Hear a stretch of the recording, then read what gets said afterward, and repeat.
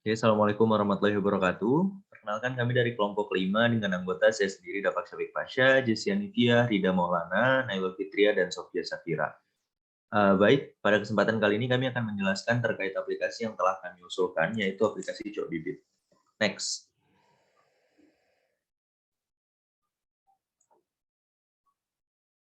Oke, untuk latar belakang sendiri itu ada beberapa. Yang pertama, terkait masalah dulu. Kita harus mengkaji masalah apa yang terjadi. Nah, untuk masalahnya di lapangan itu yang pertama yaitu sulitnya mendapatkan bibit ikan tertentu yang diinginkan oleh seorang penambak. Kemudian sulitnya menjangkau tambak-tambak penghasil benih, kemudian belum teraksesnya berbagai tambak ikan, kemudian petani juga kesulitan mendapatkan barang kebutuhan, dan yang terakhir harga peralatan dan bibit ini cenderung berubah-ubah. Nah, dengan masalah-masalah tersebut, kita harus mendapatkan solusinya. Solusinya yaitu next.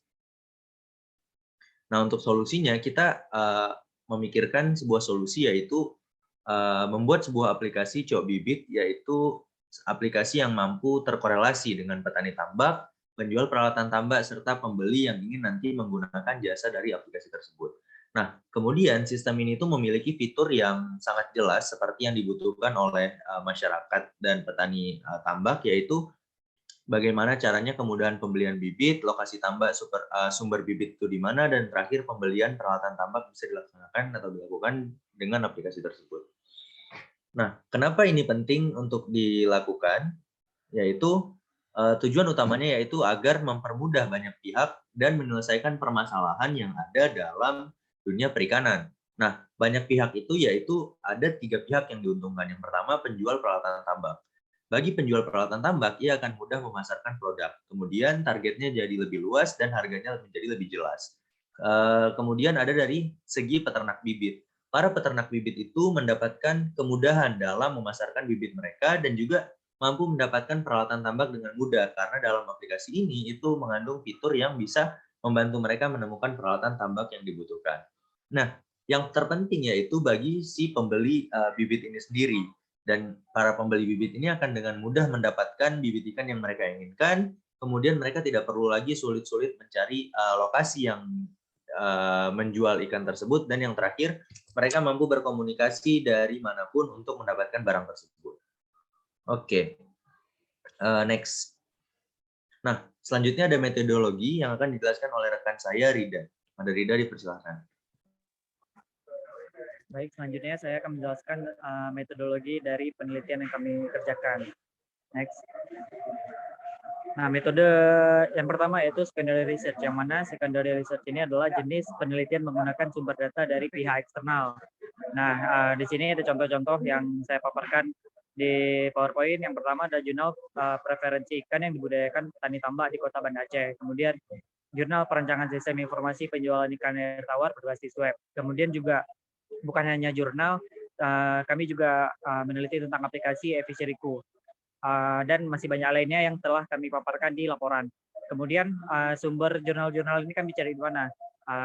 Yang pertama ada di Google Scholar, kami cari jurnal-jurnal itu di Google Scholar. Kemudian aplikasi itu kami cari di Play Store dan App Store yang telah kami baca-baca tentang aplikasi tersebut. Kemudian setelah mendapatkan sumber dan evaluasi yang kami lakukan itu melalui diskusi antar sesama anggota kelompok. Next. Setelah melakukan secondary research, kemudian kami melakukan pengamatan, yang mana pengamatan ini terletak pada 3 tempat, yaitu yang pertama di tambak. Kenapa kami milih tambak? Karena memang ingin mengamati langsung keadaan tambak. Kemudian di toko peralatan tambak juga ingin mengamati langsung keadaan toko. Kemudian yang ketiga, toko penjualan bibit untuk mengamati langsung keadaan toko. Yang mana ketiga tempat ini telah sesuai dengan apa yang ingin kami teliti. Kemudian bagaimana cara kami memilih lokasi pengamatan? Setelah ditentukannya judul, maka kami berdiskusi untuk memilih lokasi-lokasi pengamatan yang kami lakukan. Setelah melakukan pengamatan, kemudian kami melakukan wawancara. Next. Di wawancara ini siapa-siapa saja yang akan kami wawancara. Ada 3 user yang akan kami wawancara, yang telah kami wawancara. Yang pertama, pemasok bibit. Yang kedua, penjual alat tambak. Dan yang ketiga, pembeli. Di mana kami melakukan wawancara dan kenapa kami melakukan tempat tersebut. Yang pertama, ada di tambak. Kenapa kami melakukan wawancara di tambak? Karena langsung datang ke tempat. Setelah kami melakukan pengamatan, kami juga telah melihat orang-orang tambak, kemudian kami langsung mewawancarai.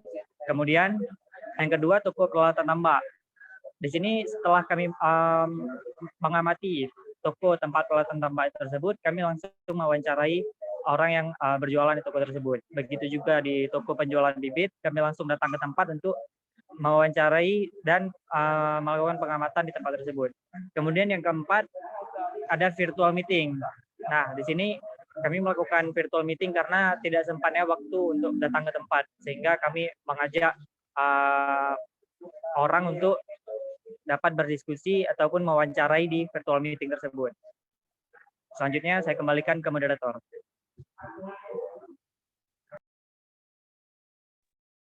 Baik, terima kasih untuk Rida. Kemudian untuk temuan akan dijelaskan oleh para pewawancara langsung. Mungkin untuk temuan yang pertama, yaitu terkait Bapak Habibie akan dijelaskan oleh rekan saya. Pada rekan saya dipersilakan. Oke, di sini saya akan menjelaskan atau memaparkan hasil dari wawancara atau primary research dari narasumber kami yang pertama.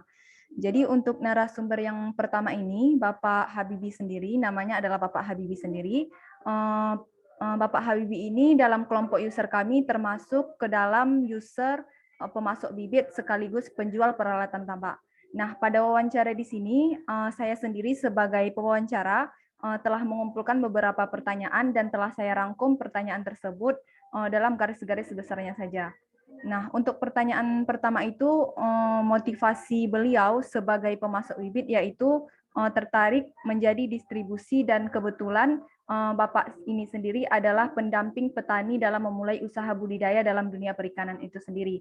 Nah, untuk Bapak Habibie sendiri memulai usaha tambaknya itu mulai belajar dari tahun 2016, tetapi mulai menggelut di dalam usaha itu yaitu pada tahun 2019. Nah, untuk stok Bapak Habibie ini sendiri itu menyesuaikan dengan kebutuhan petaninya dan dia juga mempunyai rentang-rentang tanggal khusus untuk beberapa daerah bagi yang memesan bibit itu sendiri.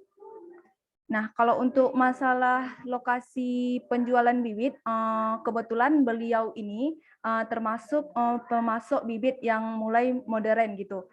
Karena beliau sekarang sudah memulai usahanya yaitu pada Tokopedia, Shopee, dan juga beberapa aplikasi-aplikasi online yang sudah ada saat ini. Mungkin itu saja untuk hasil dari penemuan untuk narasumber yang pertama. Untuk selanjutnya saya kembalikan ke moderator. Baik, terima kasih Sofia. Selanjutnya untuk narasumber kedua itu dari saya sendiri. Saya mewawancara seorang Bapak bernama Imam Yamin. Dia adalah pemilik usaha peralatan tambak. Nah, ada beberapa pertanyaan yang saya berikan. Yang pertama yaitu tentang apakah usaha ini merupakan usaha utama bagi seorang Bapak Imam. Dan jawabannya yaitu ini bukan merupakan usaha utama, merupakan kerjaan sampingan beliau saja. Nah, selain itu, saya menanyakan juga kira-kira kendala yang dirasakan selama menjual peralatan apa. Kemudian Pak Imam menjawab bahwa kendalanya yaitu terkadang banyak ada beberapa momen yang mana tidak ada barang pasokan secara rutin gitu, sehingga ketika ada yang membutuhkan barang tersebut, stok sedang tidak ada. Nah, kemudian saya menanyakan terkait apakah Bapak Imam berpikir untuk meluaskan usahanya. Kemudian ia menjawab apabila emang itu efektif dan juga memang menguntungkan bagi dia, dia akan membuka usaha atau membuka cabangnya. Nah, namun sampai sekarang katanya dia belum berpikiran terlalu jauh terkait pembukaan cabang yang baru untuk toko dari Pak Imam itu sendiri. Nah, yang terakhir saya tanya apakah pasar sudah strategis untuk saat ini. Ia mengatakan bahwa pasar strategis itu saat musim tertentu saja, khususnya di musim penebaran benih, di mana di saat petani itu membutuhkan beberapa pasokan barang, disitulah puncak dari keuntungan yang dirasakan oleh Pak Imam ini sendiri. Nah, jadi secara garis besar, Pak Imam sendiri merupakan seorang pemasok peralatan tambak yang sangat membutuhkan sebuah aplikasi untuk menjangkau lebih jauh pasarnya agar tidak musiman terkait keuntungan yang didapatkan oleh Pak Imam itu sendiri. Baik, selanjutnya untuk narasumber ketiga akan dijelaskan oleh rekan saya, Nailul Fitria. Kepada Nailul dipersilakan. Oke, baiklah. Pada kesempatan kali ini saya akan menjelaskan mengenai hasil wawancara saya dengan Pak Joni Zakaria. Nah, jadi adapun Pak Joni Zakaria ini merupakan seorang owner sekaligus seorang teknisi pada tambak udang Faname UKM Sejahtera yang berada di Alunaga. Nah, jadi dari beberapa pertanyaan yang saya ajukan kepada Bapak Joni, ini terdapat beberapa poin penting yang coba saya rangkum pada slide ini, yaitu yang pertama ada pertanyaan mengenai jenis udang apa saja yang dibudidayakan di tambak ini. Nah, jadi udang yang dibudidayakan di tambak ini yaitu udang Faname saja, hanya satu udang saja.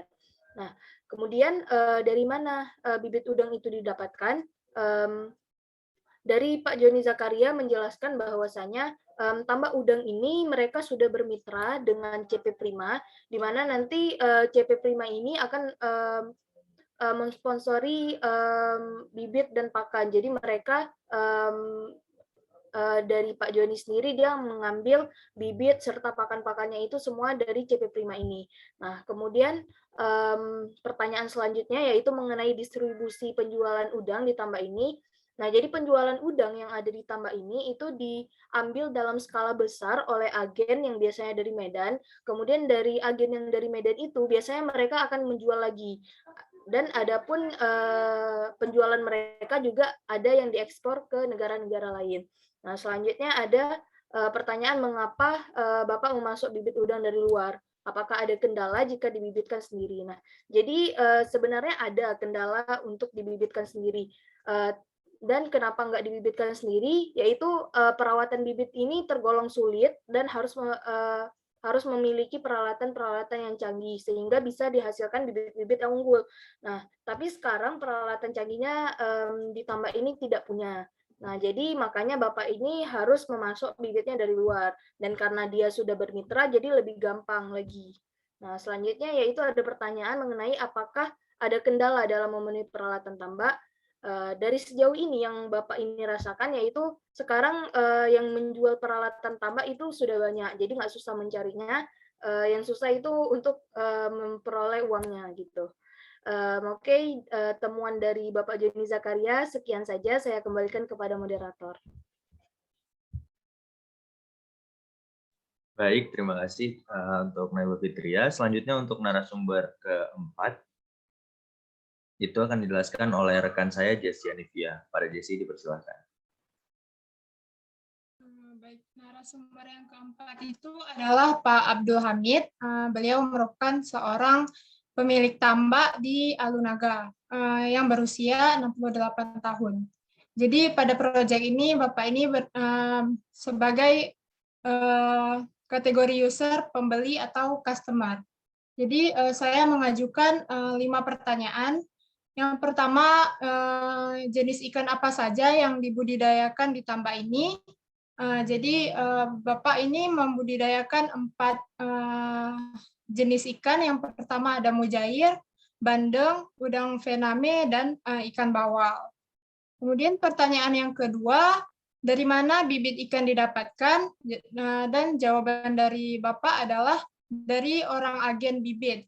Jadi bibit itu nanti dipesan sejumlah yang diinginkan sesuai kebutuhan, nanti agen tersebut antar ke lokasi tambaknya. Jadi kita hanya perlu menyediakan tambaknya saja. Kemudian pertanyaan yang ketiga adalah bagaimana distribusi penjualan udang di tambak ini.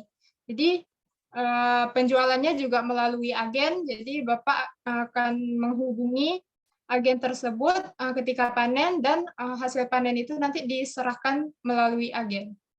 Kemudian pertanyaan keempat adalah bagaimana cara pemesanan bibit.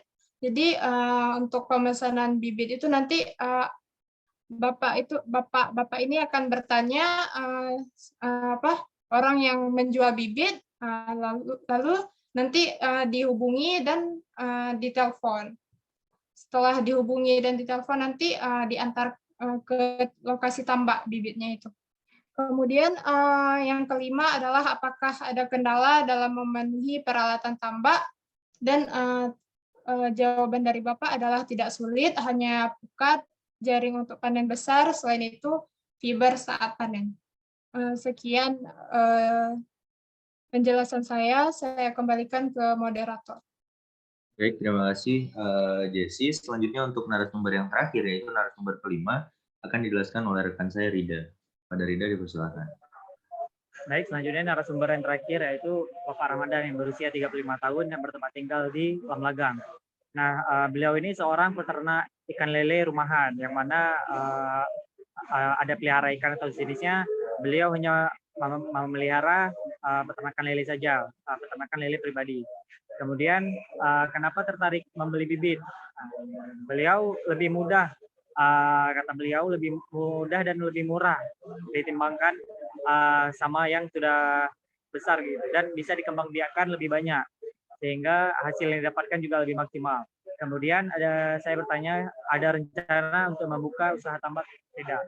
Kemudian kata beliau, sudah ada rencana di waktu yang akan datang, karena mengingat untuk pemeliharaan ikan lele tersebut sangat gampang dan mudah. Cuman hanya perlu rajin membersihkan dan memberi makan serta kebutuhan lain-lainnya. Kemudian apa saja keperluan-keperluan untuk pemeliharaan peternakan tersebut? Beliau menjawab keperluan-keperluannya antara lain seperti pakan yang pasti, kemudian alat-alat kolam, kemudian vitamin untuk lele dan lain-lain sebagainya. Mungkin itu saja dari narasumber kelima. Saya kembalikan ke moderator.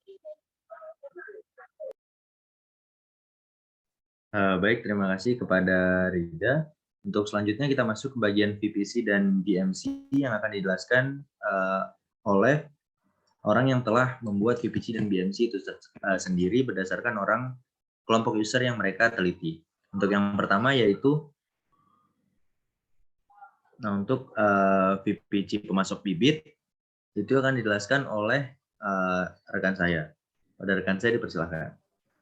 Terima kasih kepada Dava.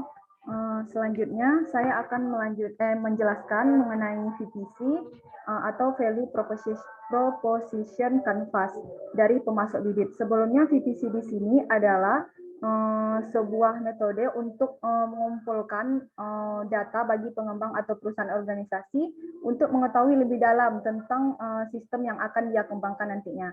Nah, pada VPC pemasok bibit di sini terdiri dari 2 poin utama. Yang pertama ada customer segment, yaitu tentang jobs-nya. Yang pertama yaitu menyiapkan pesanan dari pembeli. Nah, untuk menyiapkan di sini yaitu agar pembeli merasa puas dengan pesanan yang telah dia pesan sebelumnya kepada pembeli tersebut. Yang kedua adalah melakukan penjualan bibit atau benur. Yang ketiga adalah mengkonfirmasi kepada pembeli yang sudah memesan. Nah, untuk di sini kepada penjual perlu mengkonfirmasi ulang lagi kepada pembeli yang sudah memesan agar ketika pembukingan tidak terjadi kerugian pada penjual itu sendiri.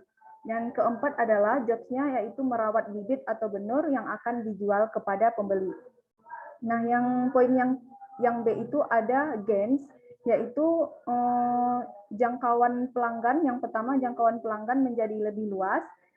Yang kedua ada mempersingkat waktu atau proses dari penjualan.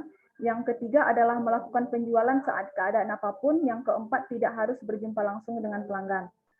Nah, poin yang C itu adalah ada customer pains, yaitu masalah-masalah yang dihadapi oleh si user dalam melakukan perannya. Yang pertama, sulitnya harus bertemu langsung dengan pelanggan. Yang kedua, pelanggan hanya berkisaran di wilayah-wilayah itu saja dan hanya bisa menjual dari jarak dekat saja. Next.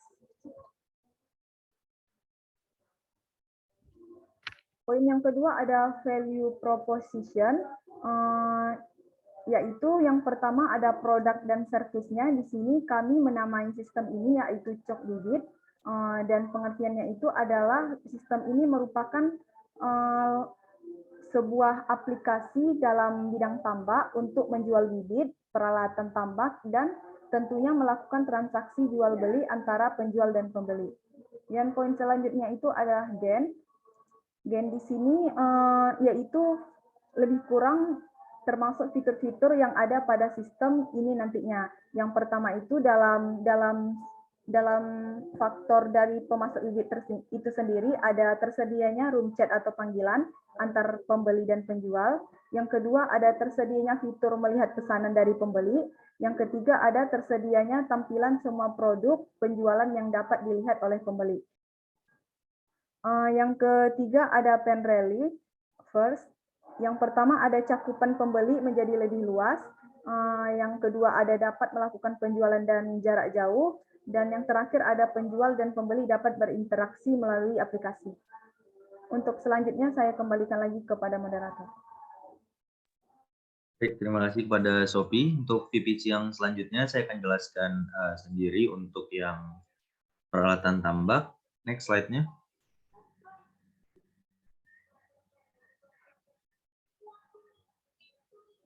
Oke, untuk penjual peralatan tambak sendiri, VPC-nya yang pertama terkait customer job itu yang pastinya ia menjual peralatan tambak dan juga dia harus memastikan ketersediaan produk dari tambak itu sendiri. Nah, kemudian ada customer gain di mana penjualan itu meningkat, kemudian penjualan berlangsung secara efektif dan pendapatan meningkat. Customer gain ini adalah sebuah harapan ataupun juga keinginan yang diinginkan oleh penjual peralatan tambak ini. Nah, kemudian ada customer pain. Ini yang menjadi sebuah tolak ukur yang harus diselesaikan dan permasalahan yang harus dilihat solusinya apa. Yaitu terkait kalau di penjual peralatan tambak ini ada dagangannya laku secara musiman. Kemudian terdapat masa di mana ada kekosongan produk. Nah, dua hal inilah yang harus kita lihat solusinya. Kemudian seluruh hal yang saya katakan tadi itu terjawab di bagian value proposition, di bagian value proposition. Next. Nah, di value proposition ini itu terdapat yang pertama produk dan service. Apa yang kita tawarkan yaitu sebuah sistem pemasok bibit dan peralatan tambak yaitu Cobibit. Nah, sebuah aplikasi ini itu nantinya mampu menyediakan peralatan tambak sekaligus mengcover benih-benih ikan yang diperlukan untuk para penambak dan juga akan mempertemukan penjual dan pembeli di dalam sebuah aplikasi. Oke, kemudian ada gain creator. Gain creator ini itu nantinya di dalam sini terdapat dua fitur. Yang pertama yaitu fitur penjualan peralatan tambak dan fitur informasi ketersediaan barang-barang itu sendiri. Kemudian ada pen relievers. Yang pertama ada sebuah aplikasi yang mampu merangkum seluruh kebutuhan. Kemudian merangkum seluruh kebutuhan tersebut dan mampu meningkatkan penjualan serta stok produk. Jadi pen reliever ini akan menjawab terkait masalah yang dirasakan oleh penjual peralatan tambak itu sendiri. Oke, terkait VPC peralatan tambak hanya itu. Kemudian untuk VPC pembeli akan dijelaskan oleh Jessie. Next. Oke, untuk value proposition canvas pembeli, bagian pertama yaitu customer segment. Di situ ada customer job. Jadi yang pertama itu customer job-nya adalah membeli peralatan tambak untuk budidaya, membeli bibit ke pemasok bibit, mencari pemasok bibit, melakukan budidaya pada bibit yang dibeli, dan memastikan kebutuhan peralatan tambak terpenuhi. Untuk pains-nya, yaitu pemasok bibit sulit didapatkan, peralatan tambak harus dibeli langsung ke toko, bibit diambil di tempat pemasok bibit, dan memerlukan waktu yang lama untuk mengetahui info bibit. Kemudian gains-nya yaitu mendapat informasi pemasok bibit, mendapat informasi penjual peralatan tambak, bisa membeli peralatan tambak dari rumah, dan bibit diantar langsung ke tempat. Next. Oke, yang bagian yang kedua yaitu value proposition. Jadi yang pertama yaitu produk dan service, yaitu sistem penjualan, yaitu Cobibit, yaitu sistem penjualan bibit dan peralatan tambak. Kemudian gain creators, yaitu tersedia informasi penjualan bibit, informasi penjualan peralatan tambak, fitur pemesanan dan antar ke tempat penjualan bibit dan peralatan tambak. Kemudian pen reliever, yaitu membeli dan memenuhi kebutuhan bibit dan peralatan tambak melalui aplikasi. Selanjutnya saya kembalikan ke moderator. Baik, terima kasih kepada Jessie. Selanjutnya kita langsung masuk ke bagian BMC yang akan dijelaskan oleh rekan saya Nailul. Pada Nailul dipersilakan. Oke, terima kasih kepada moderator. Baiklah, saya akan menjelaskan mengenai BMC. Nah, jadi BMC ini adalah suatu model yang menjelaskan mengenai bagaimana proyek yang akan kita buat selanjutnya. Nah, jadi dari BMC ini dia terdiri dari 9 bagian, yaitu ada key partner, key activity, key resource, value proposition, customer relation, channel, customer segment, cost structure, dan revenue streams.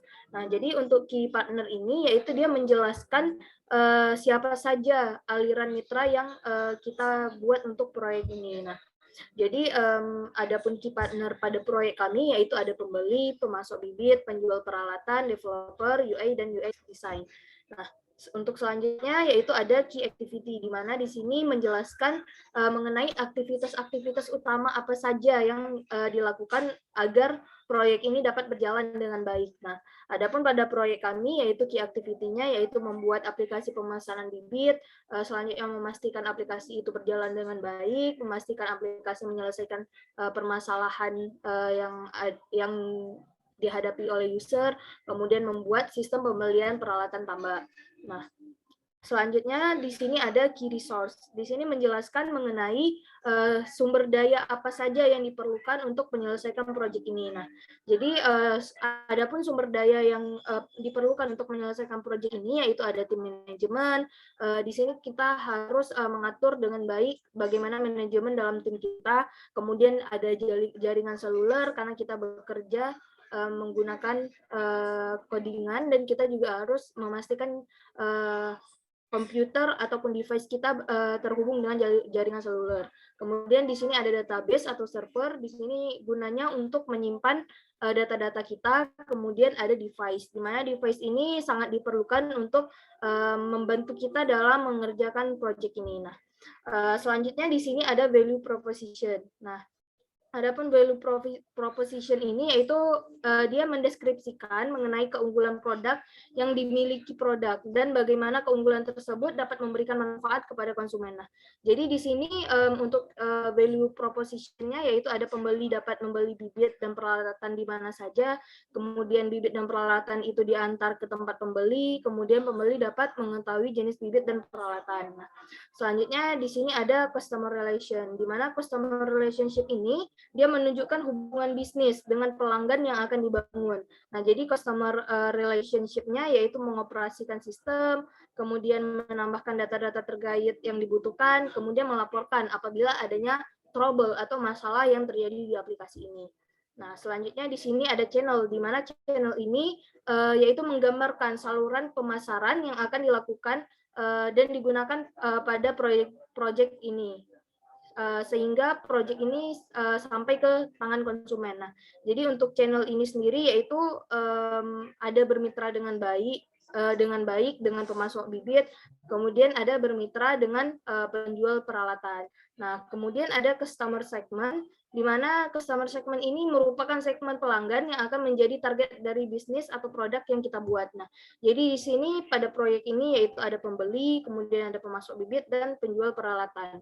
Nah, selanjutnya ada cost structure, di mana di sini merupakan biaya yang kita butuhkan yang akan kita kelola secara efisien dalam membuat proyek ini. Nah, jadi di sini ada biaya yang diperlukan untuk server, yaitu biaya untuk perawatan aplikasi, cost structure untuk transportasi dan konsumsi. Nah, adapun revenue stream ini yaitu mendeskripsikan apabila adanya pemasukan atau pendapatan yang kita dapatkan. Jadi kalau misalnya di proyek ini ada sponsor, jadi kita mendeskripsikan sponsor ini di revenue stream. Nah, adapun di proyek kami karena tidak ada sponsor ataupun pemasukan yang didapatkan untuk menyelesaikan proyek, maka revenue stream ini tidak berisi. Sekian penjelasan mengenai BMC, saya kembalikan kepada moderator. Terima kasih rekan saya Nelo Fitria. Karena seluruh bagian telah dijelaskan mulai dari PPC, BMC, dan juga latar belakang dan lain sebagainya, hanya itu presentasi yang dapat kami berikan. Semoga dengan rancangan yang telah kami berikan ini mampu membuat aplikasi ini berjalan lebih baik dan juga lebih terstruktur ke depannya. Kita tahu siapa orang yang terlibat, kemudian masalahnya apa, solusinya bagaimana. Itulah harapan dari HCI ini sendiri. Baik, saya selaku moderator mohon undur diri, kurang lebih saya mohon maaf. Wabillahi taufiq wal hidayah. Assalamualaikum warahmatullahi wabarakatuh.